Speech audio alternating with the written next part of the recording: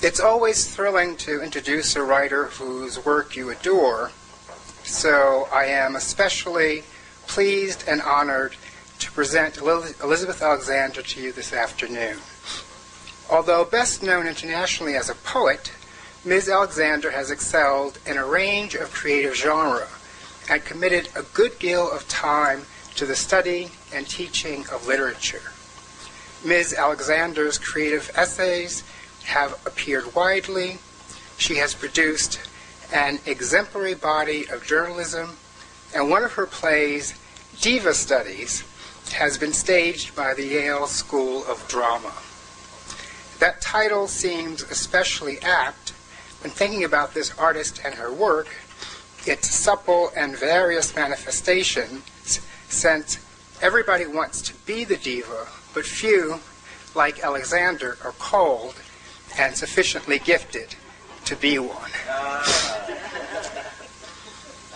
Originally from Washington, D.C., Ms. Alexander received her B.A. from Yale University, her MFA from Boston University, and her Ph.D. from the University of Pennsylvania, where she completed her dissertation about the role in anthologies and how we can reconceptualize Black artistic traditions. As a professor of literature and writing, she has taught, among other places, at the University of Chicago and Smith College. She is now a faculty member at Kav Kanem Poetry Workshop and has returned to Yale, where she teaches for the departments of English and African American Studies.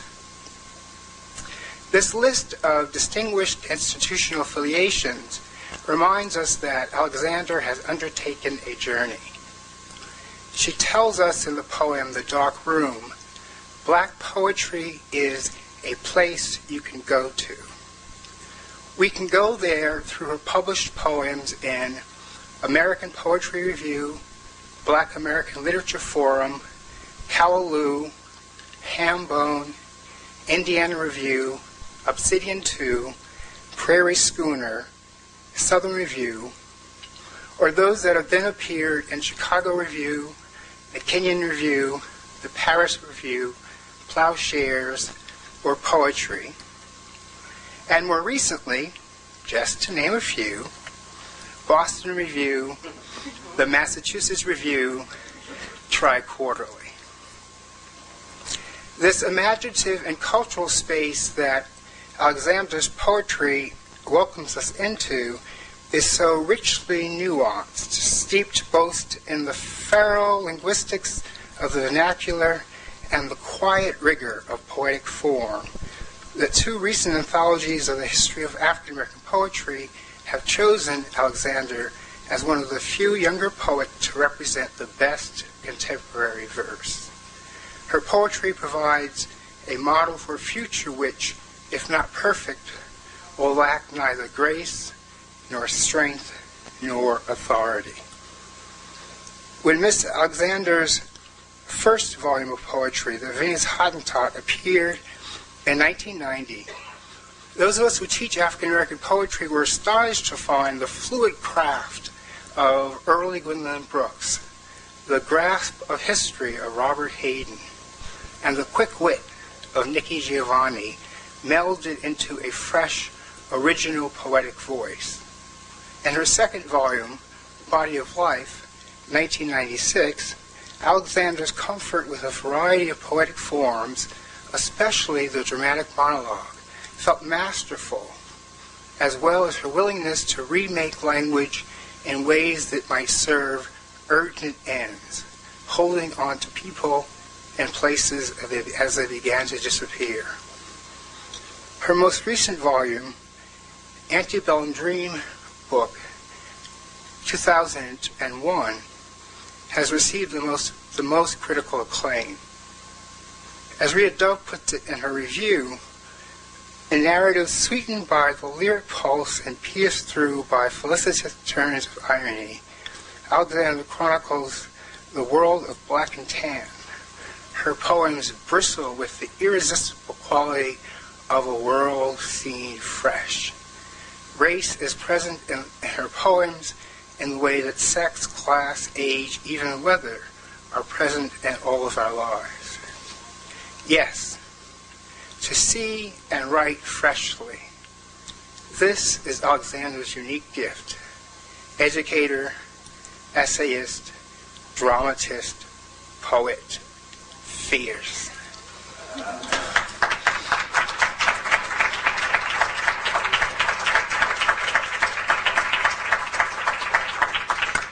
Thank you, Marcellus. Thank you all for coming. It's very exciting to be here. I'm totally excited to be reading with Suzan-Lori. It just feels like a beautiful convergence, and I'm very happy about that. Mr. Skip is my teacher from way back in the day, and I think you have to take responsibility or blame for helping to set me on this path to blackness and this great and wonderful journey through our culture, which has more than we will ever be able to unearth in it. So I must thank you for that. He was a child when he taught me. I was a child as well. And you were a great and inspiring teacher. I thank you. And to be introduced by my old friend Marcellus. And also, if you'll permit me, just to sort of give a sense of what it means for me to come to this particular place and this particular university and this particular institute and see all that you all have built. My parents were students here in the 1950s. My father's welcome to Harvard was being told that he could not have a white roommate.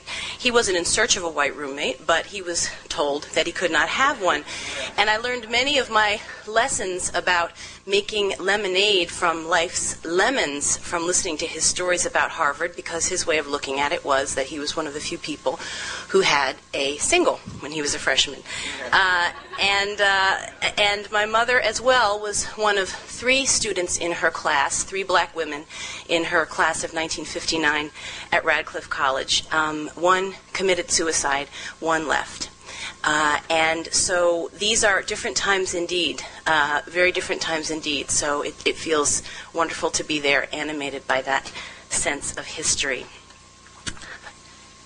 I'm going to start with the Venus Hottentot, which is, of course, a poem and a person that links me to Suzan-Lori Parks. You probably know a Southern African woman brought to Europe in the early part of the 19th century thinking she was going to be an entertainer, bring her money home. Instead, she found herself caged and exhibited. People wanted to see her behind, which they felt was what explained the essence of African women. A scientist named George Cuvier experimented upon her, and that we came to know her even more recently, because after being exhibited, her remains in the Musée de l'Homme in France for many years, those remains at the end of this summer were recently repatriated and buried with great honor in South Africa, where she came from. The Venus Hottentot, 1825. 1. Cuvier. Science, science, science. Everything is beautiful, blown up beneath my glass. Colors dazzle insect wings. A drop of water swirls like marble. Ordinary crumbs become stalactites set in perfect angles of geometry I'd thought impossible. Few will ever see what I see through this microscope. Cranial measurements crowd my notebook pages, and I am moving closer, close, to how these numbers signify aspects of national character. Her genitalia will float inside a labeled pickling jar in the Musée de l'Homme on a shelf above Broca's brain, the Venus Hottentot. Elegant facts await me. Small things in this world are mine. 2. There is unexpected sun today in London, and the clouds that most days sift into this cage where I am working have dispersed. I am a black cutout against a captive blue sky, pivoting nude so the paying audience can view my naked buttocks. I am called Venus Hottentot. I left Cape Town with a promise of revenue, half the profits, and my passage home a boon. Master's brother proposed the trip. The magistrate granted me leave. I would return to my family a duchess, with watered silk dresses and money to grow food, rouge and powders in glass pots, silver scissors, a lorgnette, voile and tulle instead of flax, cerulean blue instead of indigo. My brother would devour sugar-studded nonpareils, pale taffy, damask plums. That was years ago. London's circuses are florid and filthy, swarming with cabbage-smelling citizens who stare and query, is it muscle, bone, or fat? My neighbor to the left is the sapient pig, the only scholar of his race. He plays at cards, tells time and fortunes by scraping his hooves. Behind me is Prince Carmi, who arches like a rubber tree and stares back at the crowd from under the crook of his knee. A professional animal trainer shouts my cues. There are singing mice here. The ball of Duchess du Barry. In the engraving, I lurch toward the beldames, mad-eyed, and they swoon. Men in capes and pince-nez shield them. Tassels dance at my hips. In this newspaper lithograph, my buttocks are shown swollen and luminous as a planet. Monsieur Cuvier investigates between my legs, poking, prodding, sure of his hypothesis. I half expect him to pull silk scarves from inside me, paper poppies, then a rabbit. He complains at my scent and does not think I comprehend. But I speak English, I speak Dutch, I speak a little French as well, and languages Monsieur Cuvier will never know have names. Now I am bitter, and now I am sick. I eat brown bread, drink rancid broth. I miss good sun, miss mother's sadza. My stomach is frequently queasy from mutton chops, pale potatoes, blood sausage. I was certain that this would be better than farm life. I am the family entrepreneur. But there are hours in every day to conjure my imaginary daughters in banana skirts and ostrich feather fans. Since my own genitals are public, I have made other parts private. In my silence, I possess mouth, larynx, brain in a single gesture. I rub my hair with lanolin and pose in profile like a painted Nubian archer, imagining gold leaf woven through my hair and diamonds. Observe the wordless odalisque. I have not forgotten my Hosa clicks. My flexible tongue and healthy mouth bewilder this man with his rotting teeth. If he were to let me rise up from this table, I'd spirit his knives and cut out his black heart. Seal it with science fluid inside a bell jar, place it on a low shelf in a white man's museum so the whole world could see. It was shriveled and hard, geometric, deformed, unnatural.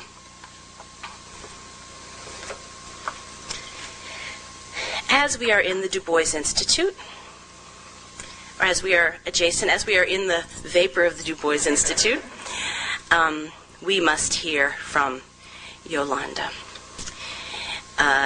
Du Bois's daughter, and I was always curious about her because there wasn't a lot written about her. And so I thought, who is this woman? And there's a reference to a story that many of you may know, that she was married for a time to the great poet County Cullen. And that didn't work out so well, as it happened that County Cullen was in love with his best man. But what's more interesting is that Du Bois, in his letters, encouraged, and of course in the transition article really got into those letters, it was wonderful, but encouraged, he had an idea of who the proper exemplar, the proper race man of the generation was who should be married to his daughter. So he encouraged the marriage, though that was futile. So this is Yolanda Speaks. I know some call him Dr. Dubious. I hear how people talk. I know who's called my marriage counterfeit. I know who thinks me stupid. I would love the peace and quiet of stupidity, having witnessed the hot hiss of true intelligence, a white noise, a camphor that overtakes the globe. I have laughed at my father's gloves and spats. My pace is my own. I am a sputtering cadmium light, turning on like the RKO radio tower. So I want to read that Yolanda Du Bois biography. I want someone to write that book.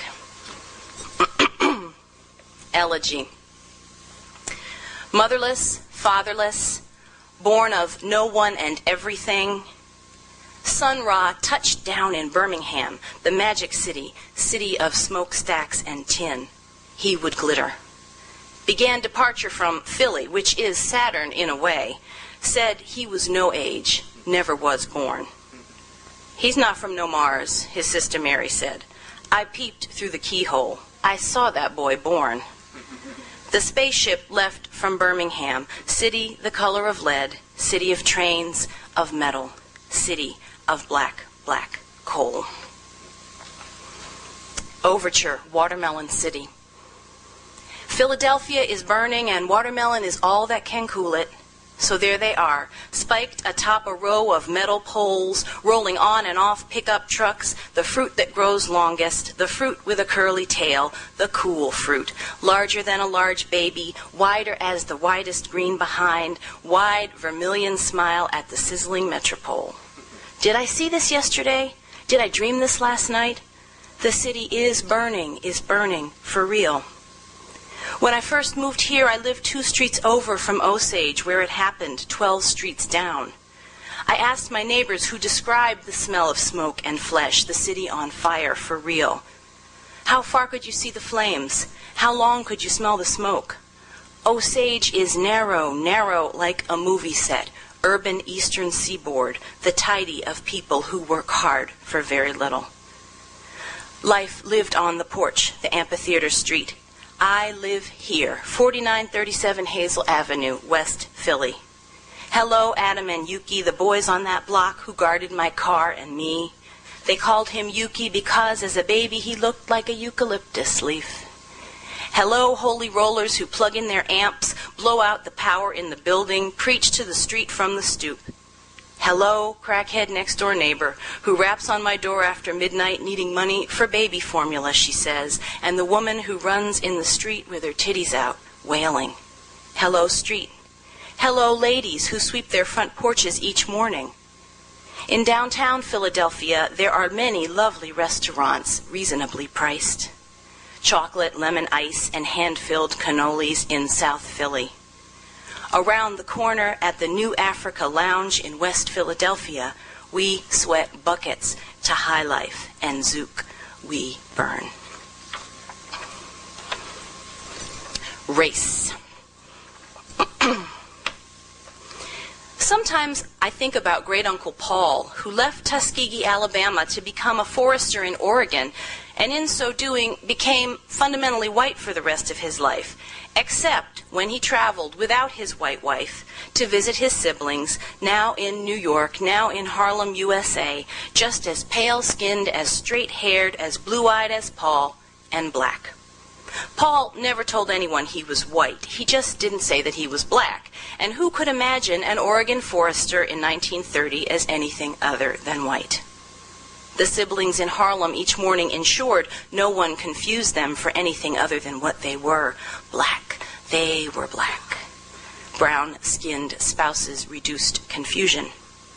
Many others have told and not told this tale. When Paul came east alone, he was as they were, their brother. The poet invents heroic moments where the pale black ancestor stands up on behalf of the race.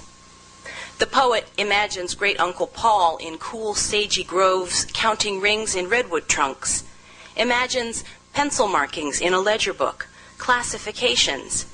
Imagines a sidelong look from an ivory spouse who is learning her husband's caesuras.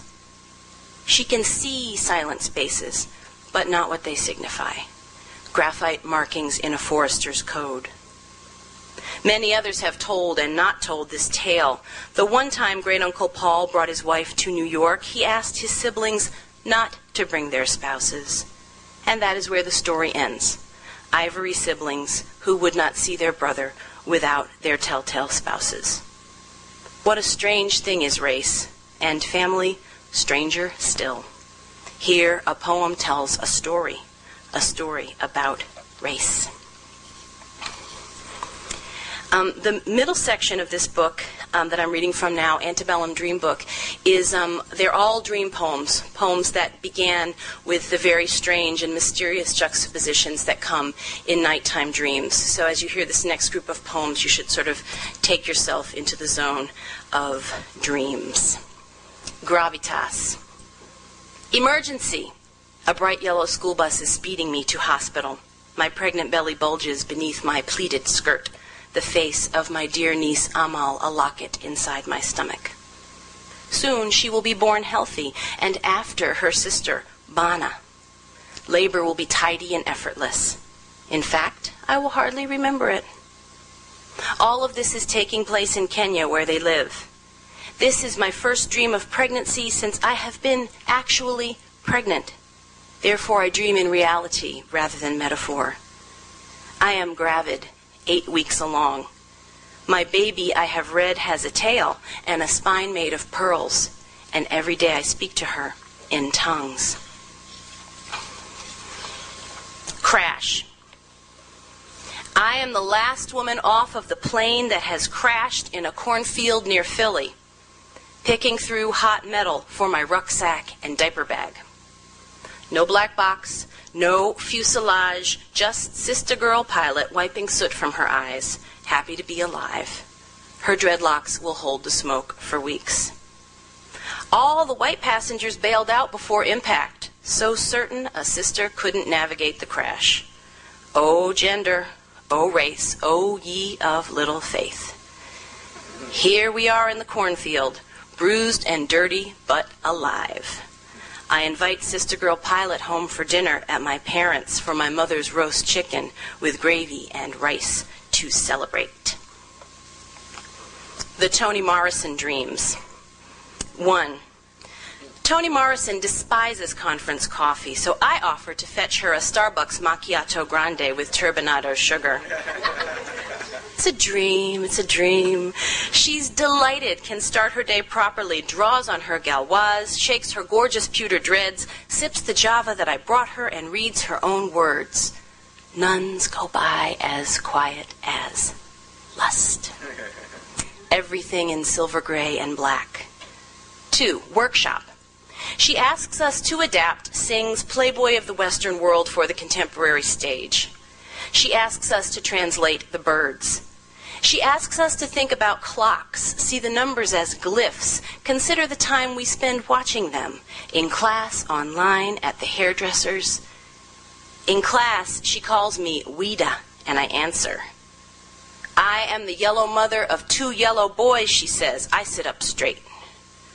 Now the work begins, and oh, the work is hard. 3. She does not love my work, but she loves my baby, tells me to have many more. 4. A reading at Temple University. Love, she wrote, and love, and love, and love, and amanuensis, velvet, pantry, lean, Shadrach, Solomon, Hagar, Jadine, plum, circles, runegate, and then she whispered it. Love. In quotation marks, this title. The female seer will burn upon this pyre. Sylvia Plath is setting my hair on rollers made from orange juice cans. The hairdo is shaped like a pyre. My locks are improbably long. A pyramid of lemons somehow balances on the rickety table where we sit in the rented kitchen, which smells of singed naps and bergamot. Sylvia Plath is surprisingly adept at rolling my unruly hair. She knows to pull it tight. Few words. Her flat American belly, her breasts in a twin sweater set, stack of typed poems on her desk, envelope stamped to go by the door, a freshly baked poppy seed cake, kitchen safety matches, black-eyed Susans in a cobalt jelly jar. She speaks a word, immolate, then a single sentence of prophecy. The hairdo done, the nursery tidy, the floor swept clean of burnt hair and bumblebee husks. I want to read some new work.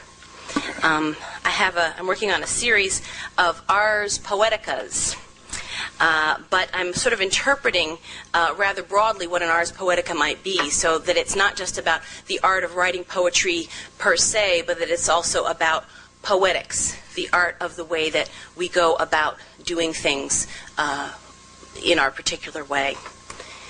Ars Poetica number 10, Crossing Over. Like the low shaker cradle, sized for a diminished adult, in which they rocked their elderly to death. Or the 5 evangelical nurses who sang the Jewish woman to the precipice, then told her to let go to Jesus in a humming circle. Like the mother of 2 sons who sent them away so they would not see their mother die, who refused the shaker cradle. Like you, like our mother, who kept us as close for as long as she could, then sent us away so she could. Ars Poetica number 85. Modjadi V, the Rain Queen, dies in South Africa at 64. Young people, she complains, have lost touch with religion, and no one ever asks me to make rain. Ars Poetica number 17, first Afro-American Esperantist. Gumbo, yaya, lingua franca, truffle or frango, epic, Afrolatia. O language, my trinket, my dialect bucket, my bracelet of flesh. Certificate, Esperantist, heirloom trunk, then Beinecke. X-ray, communicado, acid free. Ars Poetica number 37, Patriarchy, at the Peabody, as we say it in New Haven, we say Peabody Museum. Patriarchy at the Peabody Museum. Who's bigger, Daddy or the bear? Ars Poetica number 3, Graduate Study of Literature. Shoebox full of chicken, darned socks, repaired picket fence, a red front yard singing, geranium pots lined up. Pennies rolled and ready, canvas tote bag of second-hand books, Baltimore Avenue trolley, tofu from the corner Koreans. Mending pile, hand wash pile, dry clean pile, Salvation Army pile, read so much you need new glasses. Geraniums in the front yard singing, I am handmade, I am homegrown. You have not come outside in 3 days. Wash yourself in the following order. Face, pits, puss, behind. Look inside my workman's lunch pail. Hard-boiled egg, salt in a tin foil square, carrot sticks, nectarine, chicken leg, chocolate chip cookie, or brownie. Books, books, and talking about them, books, books, and talking about them, and trolleying home to a 3rd floor walk-up and looking out the window with bad eyes that can nonetheless see the red of the geraniums, the street pageantry that sings and shuns, summons and sends away. Ars Poetica number 56, Bullfrogs was falling out of the sky. That's a quote from Boondini Brown, who of course was Muhammad Ali's famous trainer. Not frogs but bullfrogs, not rain but fat rain, not Congo but Zaire and Mobutu Sese Seko. Mobutu Sese Seko, his solid gold toilet seat, leopard skin fez, international airstrip. Not stealing but plundering, not Congo Zaire, not Drew but Boondini, not Baptist but Jew. Not Cassius, Muhammad, not Jesus but Allah, the Quran, the Bible is black. Do like it says on the mayonnaise jar, keep cool but do not freeze. Do like it says on the mayonnaise jar, keep cool but do not freeze. Not Afro but Africa, booty but plunder, rain that astonishes, rain like bullfrogs. Mobutu, Mobutu, both booty and plunder. Oh Africa, Africa, God in the rain. Ars Poetica number 22, what's up, G?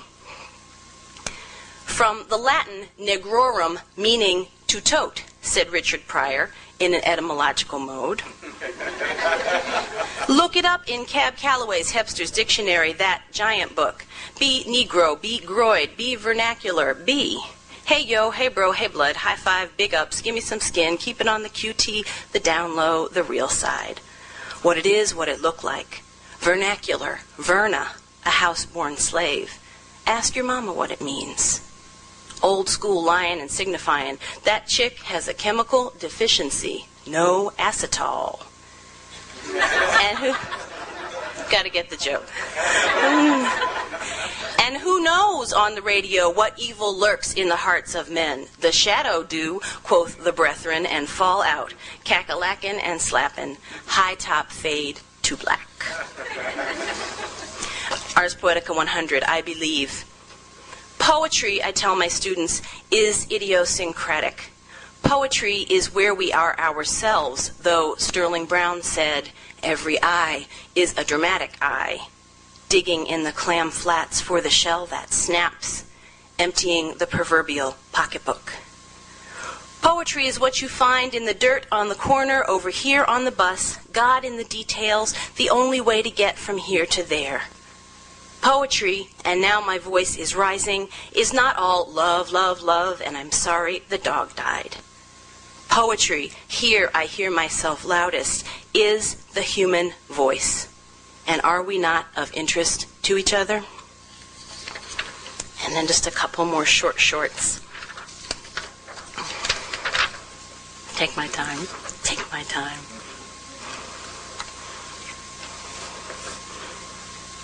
Marcellus first introduced me to the poem that's quoted in this poem.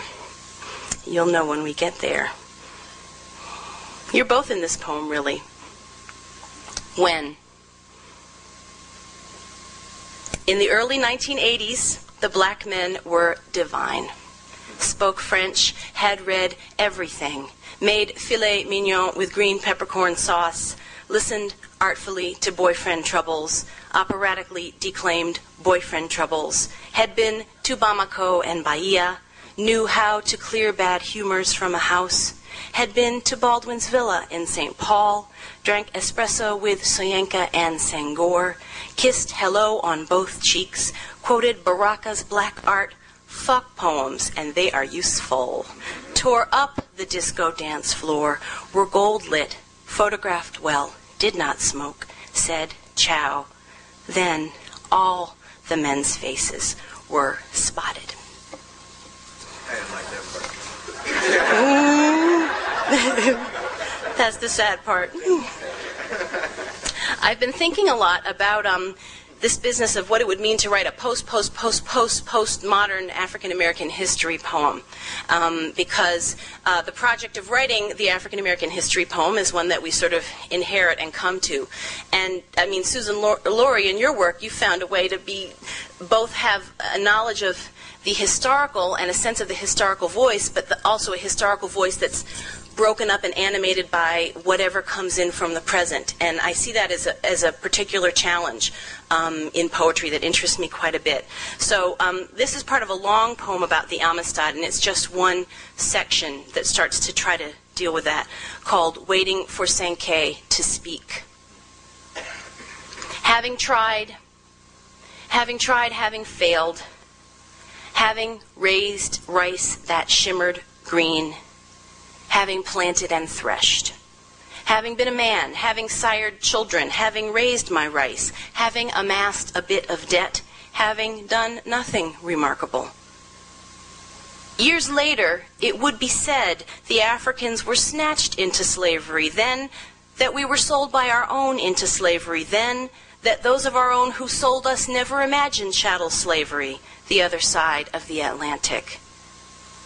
Having amassed debt, I was taken to settle that debt. Not enough rice in the shimmering green. Better me than my daughter or son, I was strong. And on the ship I met my day, as a man must meet his day. Out of the babble of Wolof and Kissi, we were made of the same flour and water, it happened. On the ship I met my day, and here the last quatrain.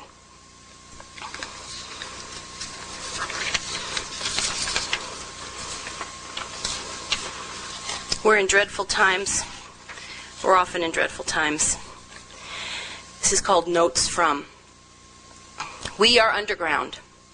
Underground, a cinder block, barrack, red clay warren, at times a seaside cottage far away. Austere and opulent, Spartan and lush, where we struggle to hear ourselves think.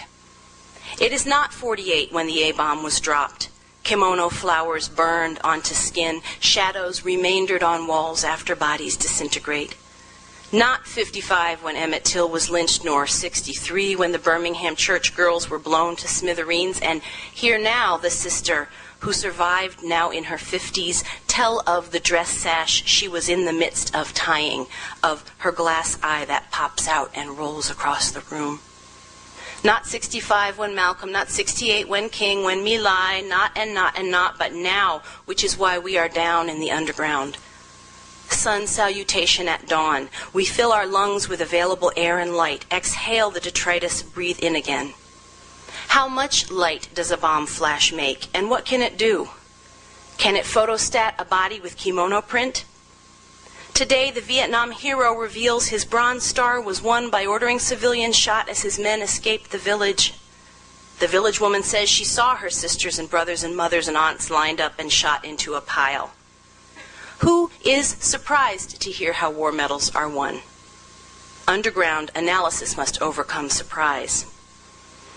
In Chicago, Girl X, who can no longer speak, tells a courtroom in nods and grunts what happened and who dragged and raped and beat her out of herself, so she forgot it, until smoke from a magician's act at school reminded her of his smell, and then the rest.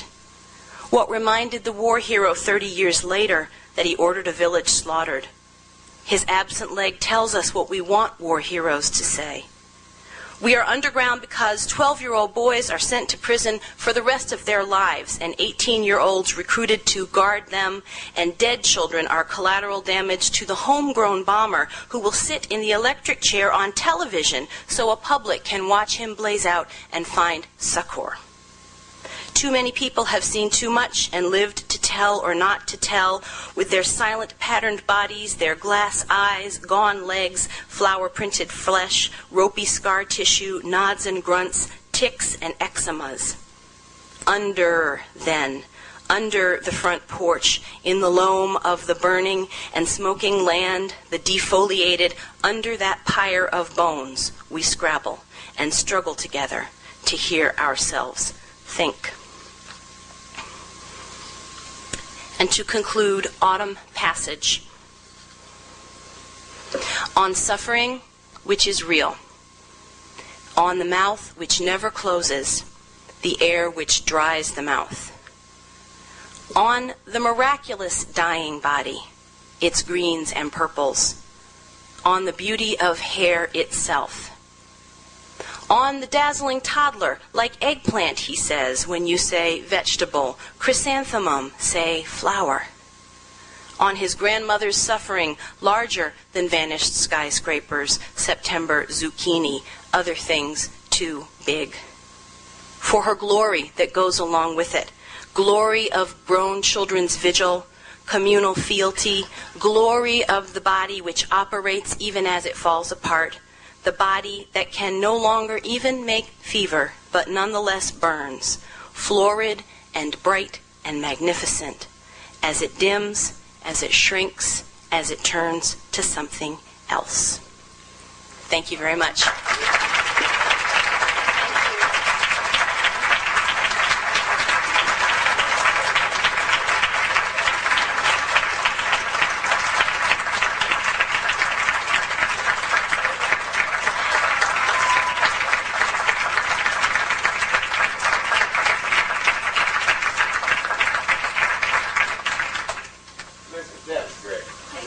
Just great. Audrey, can we open the door or something? Can we open this one? You could say, you can open it yourself, I guess, can't you? Let me see. Can you figure out a way to... Thank you. Okay. That was just fantastic. So, part two. Suzan-Lori Parks, and here to introduce Suzan-Lori is Professor Robert Woodruff, who is the Artistic Director of the American Repertory Theater.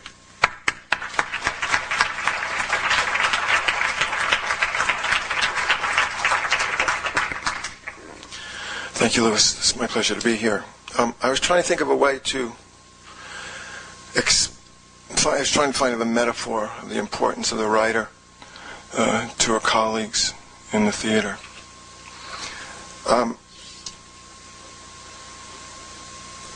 This gift that the writer brings to a director and to actors is what they will base their creative life on for over a year. What they will base their waking life on, what they'll base their emotional life on, their intellectual life on, their dreamscape on. It's the thing that feeds them on every level over a protracted period of time. It's what they live with. It's what they wake up with in the morning, what they go to sleep with. Without which there's no fuel. They don't function. And I know that 2.5 years ago, my colleague George Wolfe was handed Top Dog, Underdog, and he walked around with this play, and he had one of the great secrets on the planet. And then last year, Michael Greif was handed Fucking A, the new play, and he had a secret. He had a beautiful secret. And he had it by himself for a long time. And he got to live with it for a long time before he had to share it with anybody else. And that's a great time.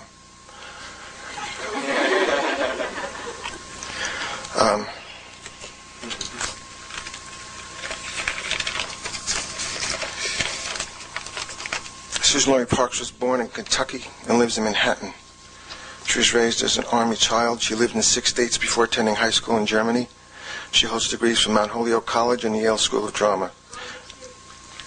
What?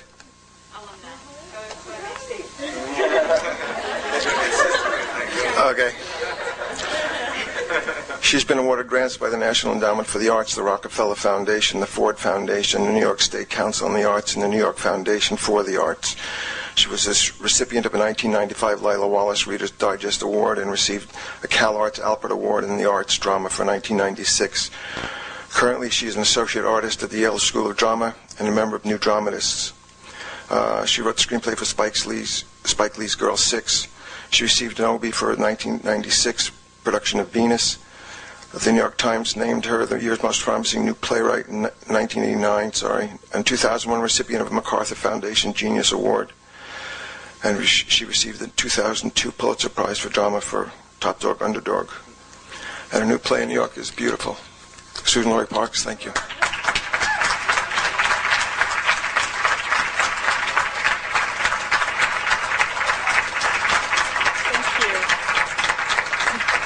Thanks, Bob. It was great having you in the audience the other night. It was so cool. It was like, oh shit, Bob's here. And we were good. Oh, excuse me, I'm using all my language. Well, yeah. Thank you so much for inviting me and having me. This is a real joy to read with you, Elizabeth. You rock, girl. Yeah, shit. So, yeah, amazing. I want to correct one thing, since this is going to be on the web. The web. I did not go to Yale, so I did go to Mount Holyoke, but I did not go to the Yale School of Drama. I taught there, so I did go, but I didn't go. I didn't pay. Yeah, so just had to clear that up because I'm like, now I'm the head of the dramatic writing program at Cal Arts, and I have to somehow make that make sense, not having an MFA of my own, lead others into the breach. So, okay. So I'll read two things from an old thing, and then one thing from a less old thing, and then maybe a new thing. We'll see. We'll see how it goes. Because what I realize in looking back, how, your works are connected. They're linked, which is one of my favorite words, I think. So they're linked, they're linkened in strange and mysterious ways. And as I look back, I think, oh my God, this is connected to this, and this is connected to this, and all these things are connected in strange ways. So when I was thinking about what I would read today, I think I was thinking, wow, shoot, that has something to do with that. The first thing I'll read from is from a play called The Death of the Last Black Man in the Whole Entire World, which is a play involving 11 figures. They're not even characters. I finished writing it in 1990. These figures are not even characters because they're very dead to me. And they don't have the standard journey of a character. They're doing different things. It's kind of a jazz musical where no one really sings. The story is of a guy called Black Man with Watermelon, and he's dead. And he is trying to figure out the central question of the play: where do I go now that I've done died? Now I'm dead, and where is my resting place? And so he is talking with his wife and contacting his wife, and he is being assisted by spirits from the dead.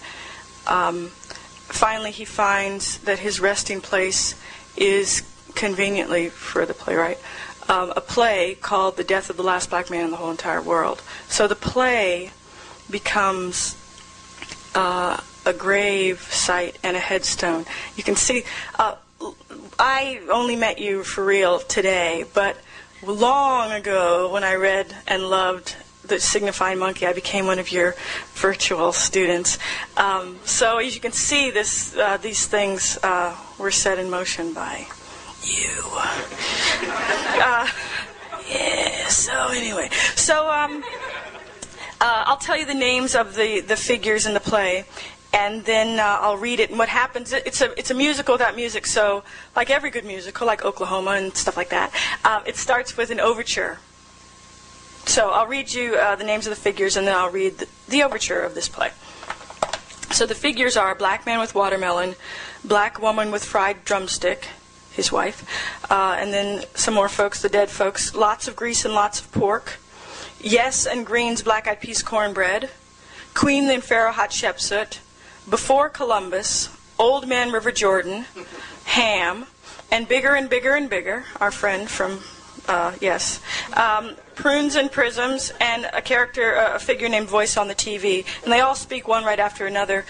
They announce themselves, and then they just start talking, and here we go. The black man moves his hands.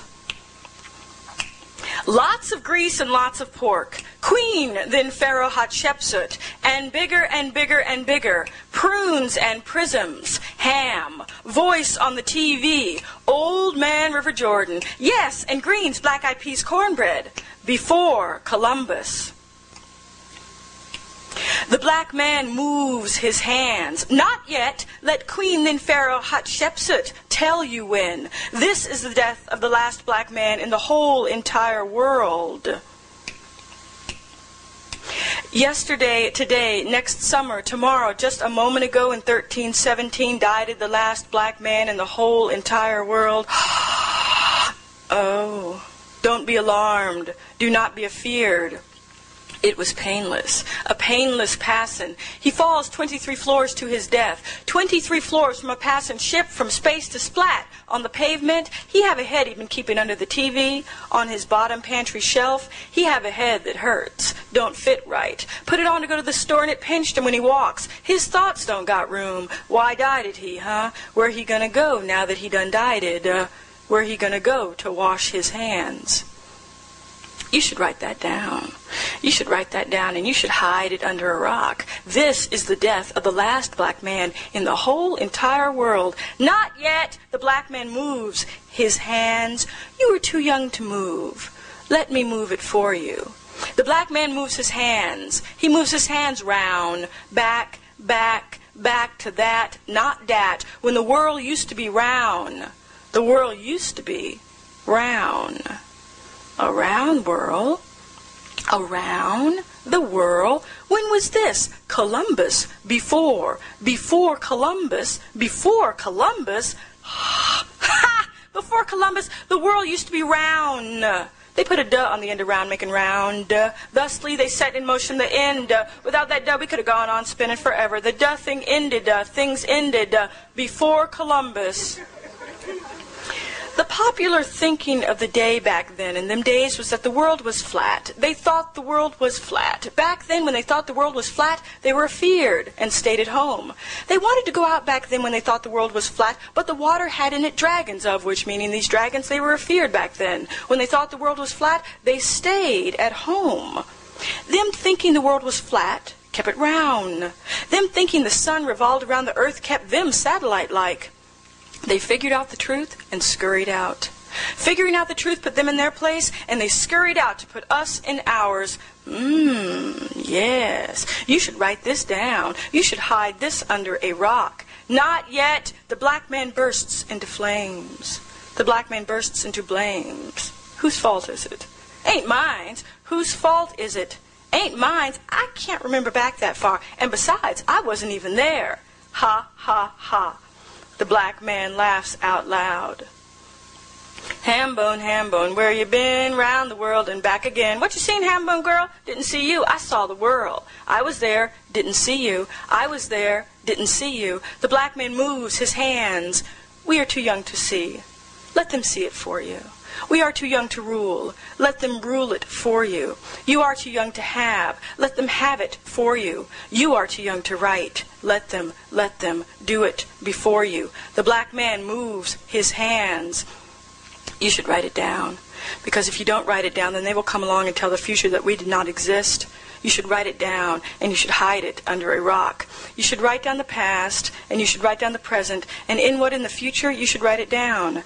It will be of us, but you should mention them from time to time, so that in the future when they come along and know that they exist, you should hide it all under a rock, so that in the future, when they come along, they will say that the rock did not exist. We getting somewheres. We getting down. Down, down, down, down, down, down, down, down. I saw Columbus coming.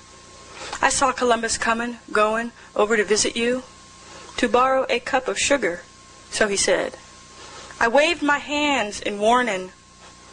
You waved back. I ain't seen you since.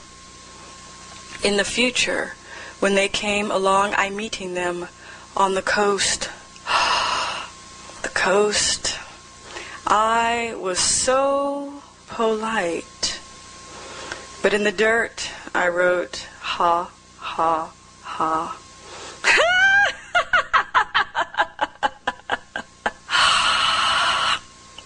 The black man, he hands. So that's the overture. So it's like the overture, and then, you know.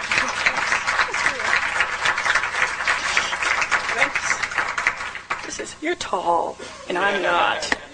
I was like up on my toes and shit. I'm like, I can't be doing that for the next like 25 minutes. Okay. So that's the overture, and you know, like any good musical, you'd hear, if you read or saw the play, you'd see themes and subjects that are introduced in the overture that you'd hear later on in the play.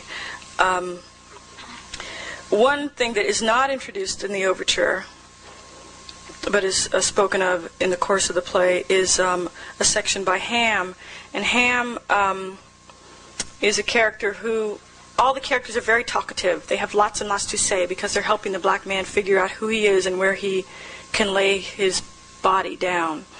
Ham does not have anything to say until later in the play when he begins to speak, and he has a lot to say.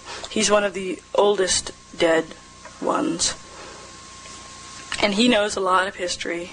He knows the family tree. And he starts to talk. Ham's begotten tree, catching up to him in medias res, that is, we taken off from where we stopped up last time. Now, she gone begotten one, who in turn begotten ours. Ours laughed one day aloud, and from the sound hitting the air smackety, sprung up I, you, and he, she, it. They turn and engage in some simple multiplication, thus to spawn of theirselves one we, one you, and one called they. They in certain conversation known as them, and another conversation, a.k.a. us. Now, very simply, what's her name? She finally gave into it, and together they brought it forth the wildish one, called simply Yo. Yo gone be went much too long, without herself a comb, and from the frizzly that resulted come one called you, polite form. You birthed yourself Mr., Miss, Ma'am, and Sir, who in his later years with that brought forth your father. The fact that that was a mother to your father didn't stop them two relations from having relations. Those strange relations between that, the mother, and your father, the son, brought forth a odd lot called yes, massa, yes, missy, yes, ma'am, and yes, sir, Mr. Sir, which just goes to show that relations with your relations produces complications. The children of that and your father, aside from being plain peculiar, was all cross-eyed. This defect enhanced their multiplicative possibilities. For example, yes, sir, Mr. Sir, breeded with himself and gived us what's her name, the second, and what's her nickname. 2 twins in birth joined it at the lip. The 2 twins. They lived next door to one called another, thus bringing forth themins, she, the second, auntie, cousin, and bro, who makeshifted continuous compensations for his loud and odoriferous bodily emissions by all the time saying, excuse me, and through his graciousness brought forth they, polite, who had mixed feelings with she, the second, thus bringing forth usin, who went on then to have me minds. The list goes on and on. Me Minds gave out 2 offspring. One she called Minds after herself, and the other she called Themins, named after all of them who had come before. Themins went and married outside the tribe, joining herself with a man they call Who Dat. Themins and Who Dat brought forth only one child called Who Dat There. Minds joined up with what's his name, and from that union come all y'all. All us? No, all y'all. The list goes on, and he talks for quite some time. But it's funny. It's funny what you can do. You talked about your parents and the lemonade, and it's funny. A lot of times when we're confronted with difficulty, we say, I'm having a difficult time, and we don't see the opportunity in the difficulty. We don't see the lemonade in the lemon. And when I was writing this play, I was having a hell of a time with the names from the family tree. I didn't know the names. And, some of us know everyone in our family tree, and some of us, like me, I only know a few people. We don't have a long family tree. We have shortened, and, there are lots of gaps. So I was faced with a lot of gaps. And what comes out of the recognition, it's okay, you can accept the gaps. It's all right, you can dive in and create. So it was a lot of fun. I felt like, wow, I can just use, anything. Because it's the spirit that is important, and not the name, the specific, it's not about getting the name right. It's sort of joining with the spirit of all these people who come before. So, okay, so now this is the linkage aspect of it. So the thing about Last Black Man is, and all of the things I write so far, all of the plays I write so far, I'm doing this because what happens is I get sort of, and I don't know if this happens to you, but I get like someone will tug at your sleeve over here. Me, come here, right? Put me in a play. And that happened very much with Last Black Man. I was taking a nap one day, and I woke up, and I saw written on the wall, this is the death of the last black man in the whole entire world. And I went, what's that? And then another voice said, you should write that down. And the whole need to write it down.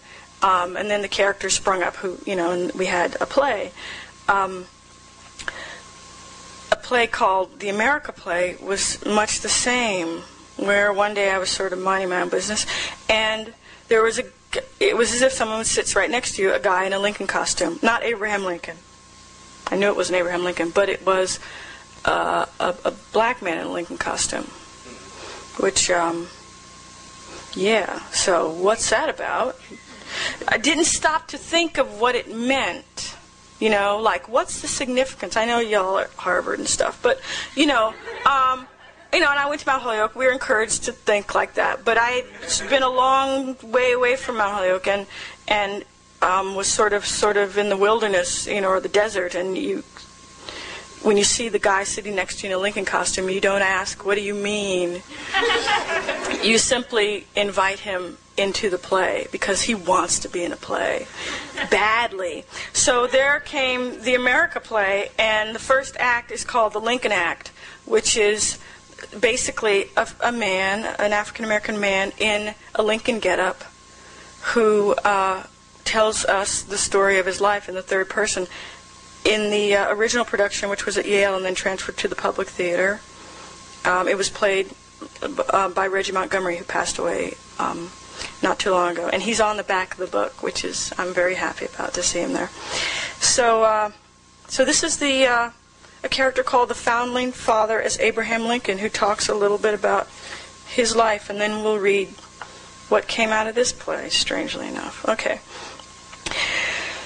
On stage with him, just so you know, is a plaster, a large cardboard cutout of the real Abraham Lincoln, and a plaster bust of the real Abraham Lincoln, which mean a lot to this character as he is very connected with it. There was once a man who was told that he bore a strong resemblance to Abraham Lincoln. He was tall and thinly built, just like the great man. His legs were the longer part, just like the great man's legs. His hands and feet were large, as the great man's were large. The lesser known had several beards, which he carried around in a box. The beards were his, although he himself had not grown them on his face, but since he'd secretly bought the hairs from his barber and arranged their beard shapes, and since the procurement and upkeep of the beards took so much work, he figured that the beards were completely his. They were as authentic as he was, so to speak. His beard box was of cherry wood and lined with purple velvet. He had the initials A.L. tooled in gold on the lid. While the great man's livelihood kept him in big town, the lesser known's work kept him in small town. The great man by trade was a president. The lesser known was a digger by trade. From a family of diggers, digged graves. He was known in small town to dig his graves quickly and neatly. This brought him a steady business. A wink to Mr. Lincoln's pasteboard cutout. It would help our story if, when the great man died in death, he were to meet the lesser known. It would be helpful to our story, say, if the lesser known were summoned to Big Town by the great man's wife. Emergency, emergency, oh, please put my great man in the ground. But none of this was meant to be. A nod to the bust of Mr. Lincoln. The great man had been murdered long before the lesser known had been born. Although you should note that the lesser known talked about the murder and the mourning that followed as if he'd been called away on business at the time, and because of the business had missed it. He lived regretting that he hadn't arrived sooner, being told from birth practically that he and the great man were dead ringers, more or less, and knowing that if he had only had the chance of being in the slightest vicinity back then, he would have had the chance at the great honor of digging the great man's grave.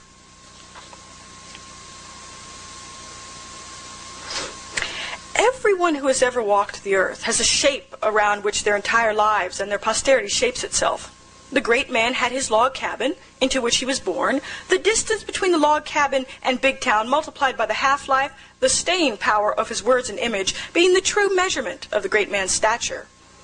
The lesser known had a favorite hole. A chasm, really. Not a hole he had digged, but one he'd visited. Long before the son was born, when he and his Lucy were newly wedded. When he and his Lucy were newly wedded and looking for some post-nuptial excitement.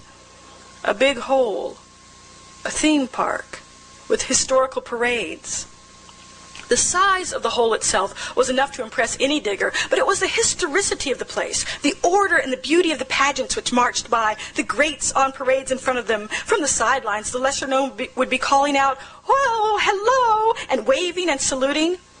The hole and its historicity and the part he played in it all gave a shape to the life and the posterity of the lesser known that he could never shake. A wink to the great man's pasteboard cutout. The lesser known went out west, finally. He left his wife and child.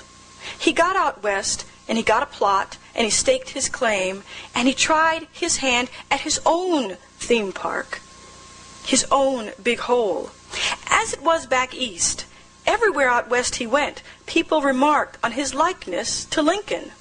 How, in a limited sort of way, taking into account, of course, his natural God-given limitations, how he was identical to the great man in gait and manner, how his legs were long and torso short.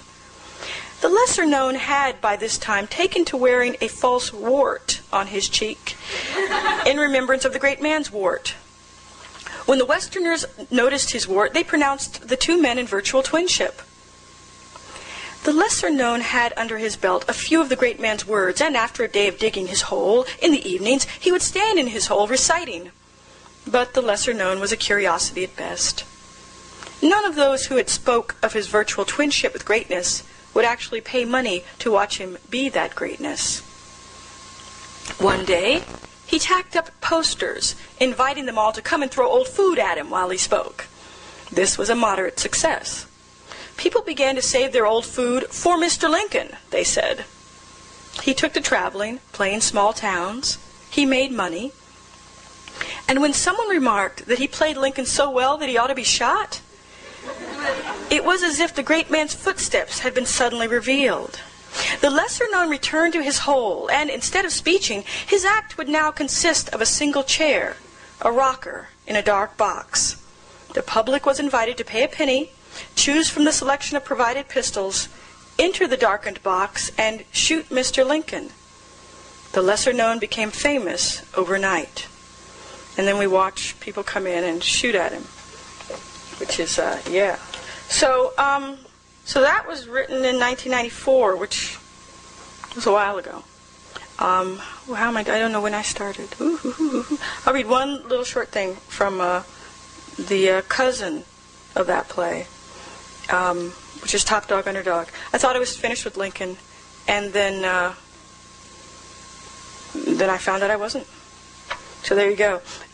It came out of a joke. I was just talking to a friend, and I thought, yeah, I'm going to write a play, Two Brothers, Lincoln and Booth, but I thought, hey, not a bad idea.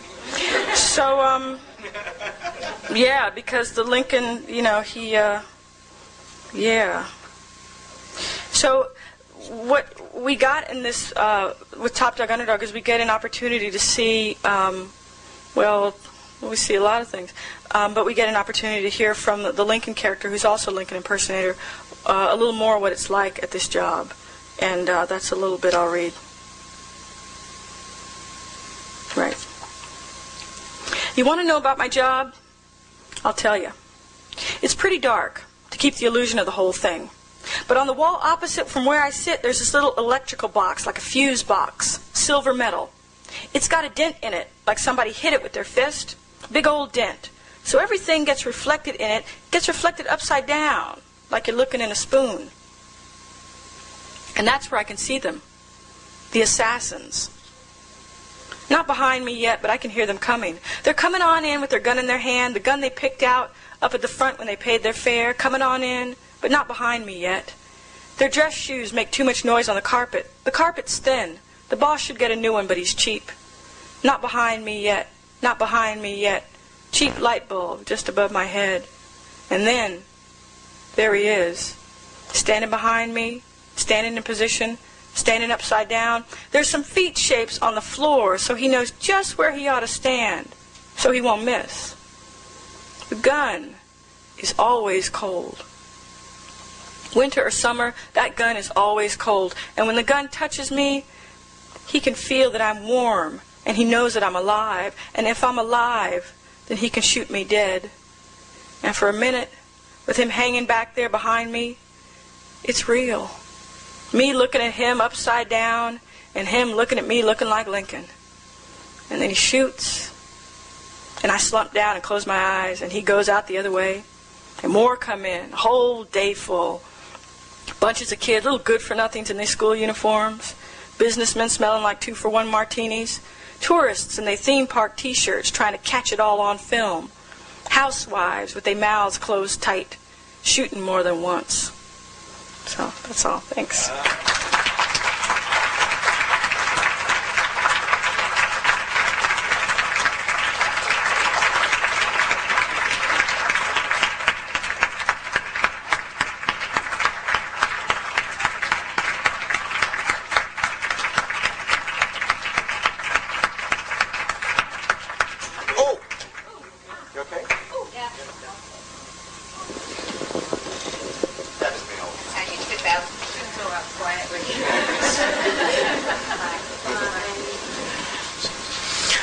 If you both could come forward and answer a few questions, and then we'll remove ourselves to the Barker Center. This is fantastic. Now, you know, it's obvious why we brought them here together, right? I mean, everybody knows they both... We're actually separated at birth. Yeah, it's true, it's true, it's true. Yeah, but it's and they look just alike. Yeah. But it's so extraordinary that you both both addressed as a subject the Venus Hottentot.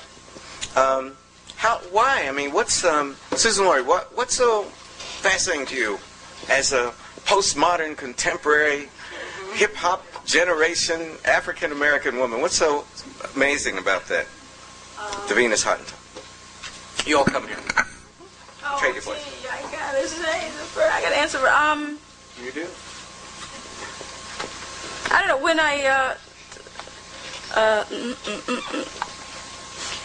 it's someone comes into your mind, and I don't ask why, but I'm going to think of an answer while I'm saying this. It was like a bell, like a sound, ding, and I knew that I had to write a play with her in it.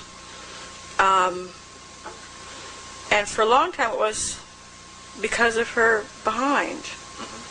And I don't know what it was. It was someone like Lincoln. I don't know why I write about Lincoln, and I don't know why I wrote a play about her. I mean, she totally, consumed my life for several years.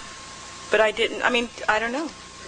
Sorry, I don't have a reason. I don't have a mess. I mean, it's because I wanted to see. Well, I think she wanted to be the star of a show.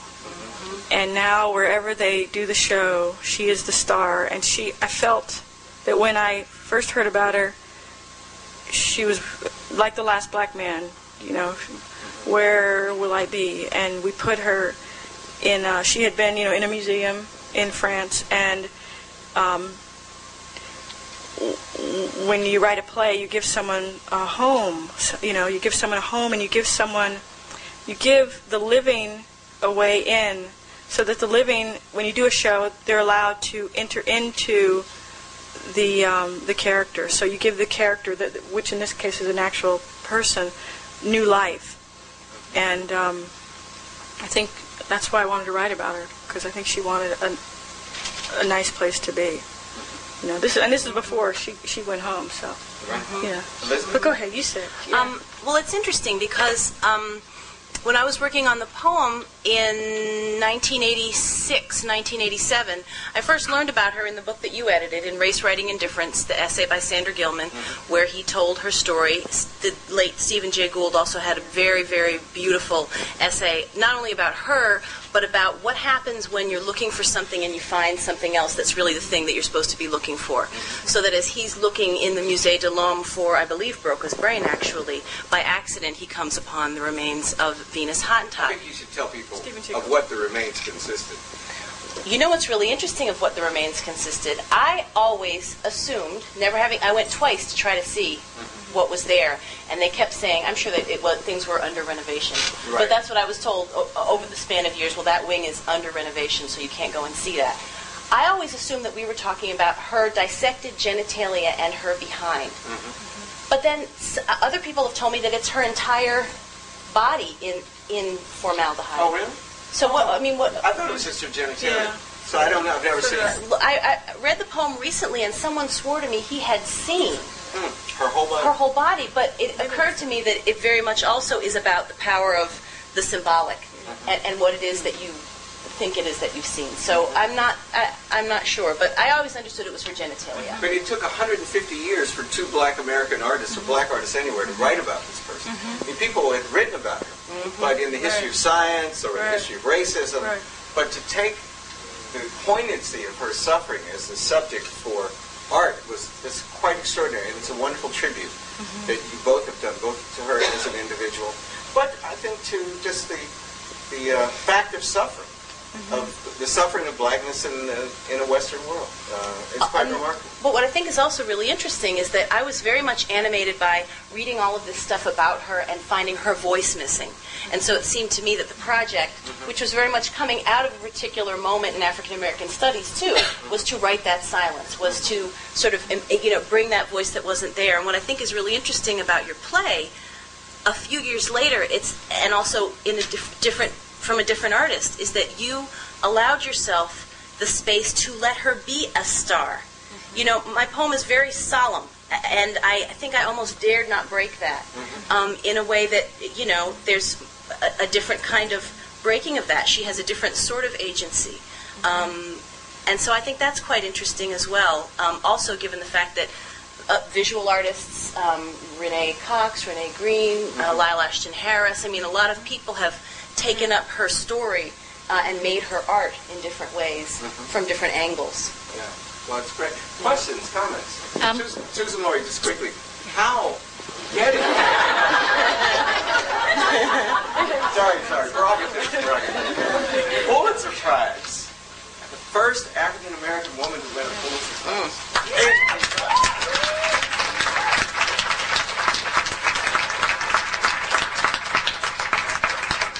What would Lorraine Hansberry think of fucking A? What would she think of it? Well, I have no idea. You ask, is that a real? No, it's a rhetorical. How has it affected your work? That's what I really want to know. I'm doing the same. I'm doing the same thing I've been doing. I really work or not work to not really trip on myself, so I don't really think about it too much. You know what I'm saying? I don't think about, again, it's like Lincoln, it's like, I don't think about the meaning of it, because I really, in my gut, the meaning gets me away from the thing, the it of it. So when I'm thinking of what it means, and I gotta be someone different, I don't go there. I'm doing the same thing that I've been doing. I'm just working harder, but because I have more, things to do. But still get up at 4:30. I still do yoga. I still whatever. So. Well, thank God you are. It's good for all of us. Thank you. Skip, could I test this microphone? Yes. You can stand up, and would you be kind enough to identify yourself? My name is Regine Jean-Charles. I'm a graduate. I don't need a microphone. No, really. I do? For the webcam. Okay, I was like, I don't need one. I'm a graduate student in Romance Languages and Literatures. And my question is for Susan. I'm also a thespian. And my question is for Suzan-Lori. I try to be, at least. We wouldn't have guessed. I was actually in the role of Venus when I was an undergrad, and it was one of the greatest experiences of my life. So I thank you for that, and giving Black women who love to act that opportunity, because it's such a complicated role. My question is, just as I heard you read, I was so struck by your acting. I mean, the ways in which, your voice, your presence, just everything. And Sorry, I'm just... are you testing me or testing my acting skills to see if you... No. But no, I was so struck by it, and I wondered if you'd ever... they always say that thing about how, directors should never act, and I wondered how that translates for you as a playwright in terms of, have you ever directed your works? Have you ever thought about directing? Have you ever thought about acting? Well, they have all these rules, and, there's a rule, there's so many rule books, but they have the rules that, directors, you should never do this, and playwrights should never write books, and da-da-da-da, they have all these rules. So but I don't read the rule book, so I don't know. Well, I do a lot of this because that's how I actually write, so I have to, when I write, I'm doing that because I have to be Lincoln and Booth, or whatever. I have to be them to write them. So I have directed my plays before. I actually directed the workshop production of Fucking A in Houston several years ago, and other things. But I really enjoy being a writer the most, So, okay. But really, if you feel like you're an actor and people are telling you not to do something, don't listen. do what you want, really. Fair enough. Questions? Yes.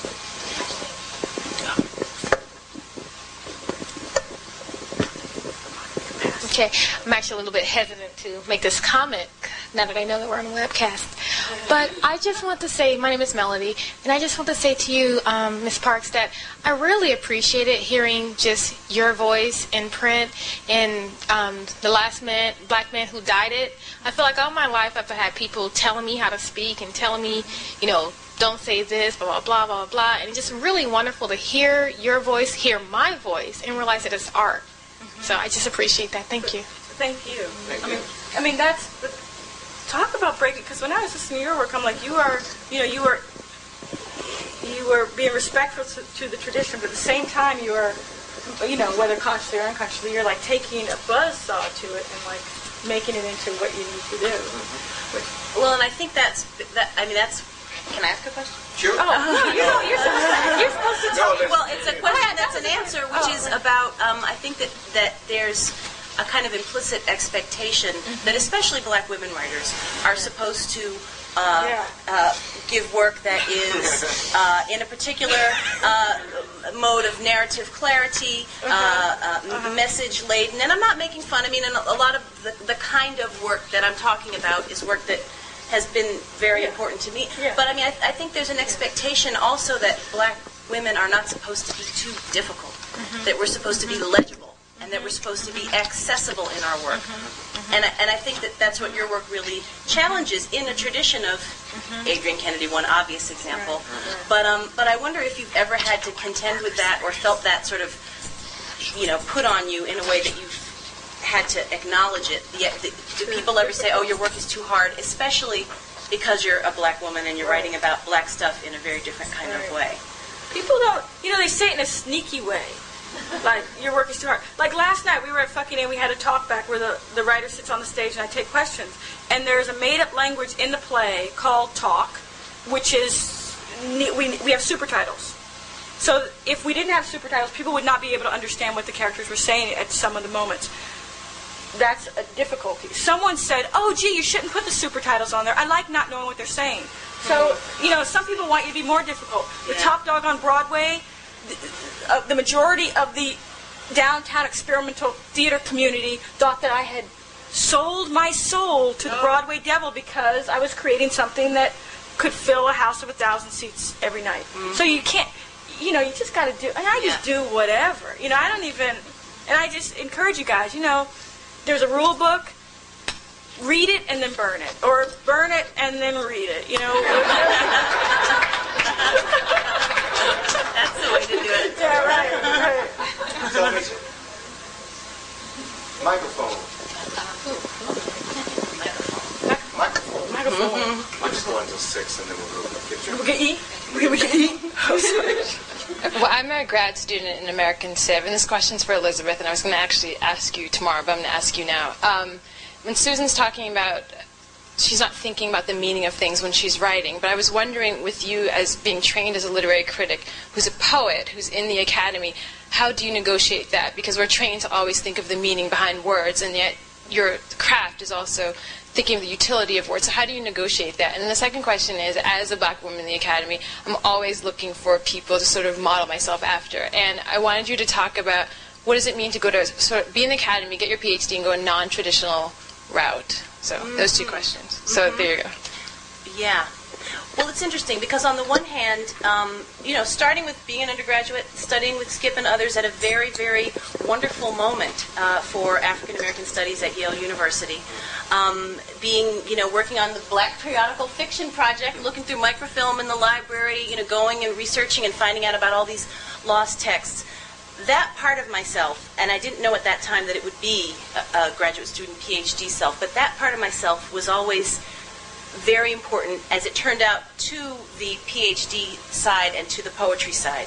So what's been interesting to me is that Venus Hottentot, something that I came to in my school studies, then took me in another direction as a poet. And somehow I've always known in the deepest and most sacred part of myself that I had to have a shunt inside that said, when you go in this direction, you're going this, and when you go in this direction, you're going this way, mostly to protect the poetry. And it wasn't even like I sort of came up with that and said, this is how I'm going to do it, but I was very, very consciously aware, writing my first book when I was in graduate school, that, it's just like, it was closed off, and that was that, because I think the worst thing would be to write a very overly determined, obviously traceable back to this particular classroom experience kind of poem. A sort of clever poem that you could sort of say, well, this means this and this means, and that I would be able to do that about my work. If there was no mystery in the poetry for me, then it would feel flat, it would feel dead, I would feel wretched and awful, and I wouldn't feel proud of it. So somehow, keeping that, like, I'm imagining the Maxwell Smart door, where it goes shunk, shunk, it's closed, that's it. So that therefore there can still be mystery in the process of poetry has been very important. At the same time, I've certainly, being a teacher has always been wonderful and pretty easy for me. But the business of writing a dissertation and trying to find a voice that felt consolidating and authoritative, and trying to sort of say, well, what? How come if I have something to say, I have to say what 20 other people had to say before I say what I have to say? That was a very difficult process. And I'm finishing a book of essays now that's been a long time in the coming. This is, a lot of prose work that I've been thinking about for 20 years, some of it, because it took that long to come to a prose voice that felt like it was sort of all of me in a certain kind of way. But again, still, the poetry, it is sort of the mother lode, and is so needs to be protected, so that when you wake up in the morning and there's something written on the wall, that you can read it and not ask questions of it, but just write it down and let it take you where it will.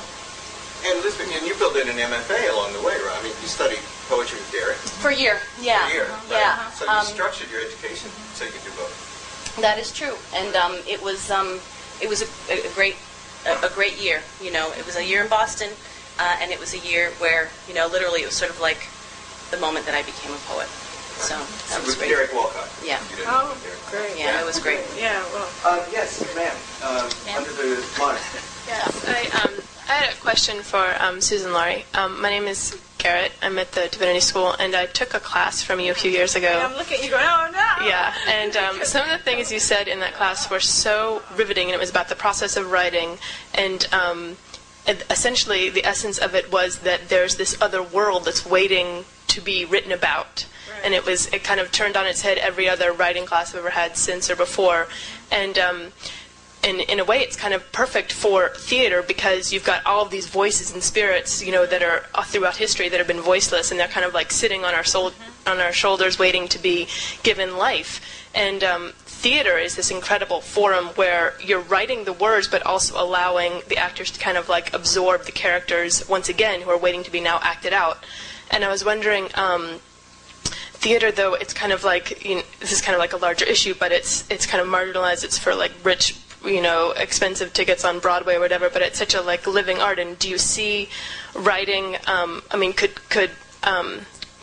are you interested in like film or in writing or in poetry? Could those other realms and forums do it, or is it just living theater? And if so, like, are you married to the theater, I guess, is my personal question to you, or have you ever considered poetry or these other... I'm married to the... It's an open marriage. We're very... Not monogamous, okay. Yeah, really. Well, yeah, it's an open... I wrote a novel. It's coming out in May the 12th, published by Random House. So, but I'm just in love with writing. So the writing... I started out as a short story writer and then took a class with James Baldwin. And he encouraged me to try theater because I was very... like this when I read. So that's how I got into theater. 20 years later, I'm coming out with a novel, So, and I'm writing a lot of movies and musicals and things like that. I'll write any, I just like writing. Yeah. I mean, again, that rule book, haven't read it. I just write. Last question. Holyoke sisters. You both are just such fresh, new, and innovative and forward-looking. Right, the postmodern. History is everywhere in the work. And the echoes of dead people, true biographical figures. And your mic. Oh, sorry. Sister. I don't need this either. So my question is just for both of you, because it was amazing to me how history informs your work. And we're sort of pointing to the W.B. Du Bois Center here. I'm a graduate student in history. We're obsessed. How does it inform you, and how do you think about history and look forward at the same time? Elizabeth? Both of them? At the same time? Both. Yeah, both. Go ahead. So, you have Yeah, I have things to say. History, Faulkner said history is not was, history is. So, I think the way to look forward is to look back. Or look between. Or, I don't know. Okay. Yeah, I mean, that's very true. And also, I think that when it comes to American history, when it comes to African American history, I mean, we've just got the little teeny tip top. I mean, think about we could sit here and list all of the African American human beings who don't have historical biographies of them. Just to begin there. I mean, so it's really a vast irresistibly wide open project, I think. I almost feel like, how could you not? How could you not go there with all that there is? And I think also, and my mother's a historian, and a great historian, and one of the things that is very important to her when she teaches American history is she has her students start with some family genealogy to do what they can, to think about the gaps. Etheridge Knight called it the space between. That's the black space, right? What is that space between? And to then understand that if you begin with your particular family history, that you can then link that up and think about the larger historical context. So in that regard also, family stories have always seemed incredibly compelling to me, and my favorite moments were always, I was the child who's tell another story, bugging the grown-ups to tell those stories because they brought so much to life and they seemed so vivid and amazing, and also, again, irresistible and mythologized. So, that's a lot not to touch.